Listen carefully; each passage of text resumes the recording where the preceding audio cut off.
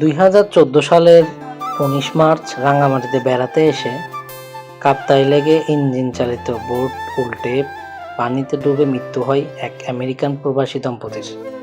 3 দিন পরে তাদের নিথর দেহ কাপ্তাই লেক থেকে উদ্ধার করা হয়। পরবর্তীতে 2018 সালে তাদের স্মরণে নির্মিত হয় এই লাভ লক পয়েন্টটি। এই যে দেখতেছেন এখানে অসংখ্য তালা ঝুলে আছে, এগুলো দেখে মনে পড়তেছে প্যারিসের একটি ব্রিজের কথা। আমি একটা ভিডিওর মধ্যে দেখেছিলাম, ওই ব্রিজের মধ্যেও এরকম প্রেমিক যুগলরা এসে তালাবদ্ধ করে রাখতো তাদের ভালোবাসা। একইভাবে প্রেমিক যুগলরা এসে এখানে তালার মধ্যে নাম লিখে তালা মেরে চাবি ছুঁড়ে ফেলে এই লেকের পানিতে। তো এই ছিল এই লাভ পয়েন্টের ইতিহাস। আপনারা চাইলে ঘুরে যেতে পারেন রাঙামাটির এই সুন্দর পার্কটি থেকে।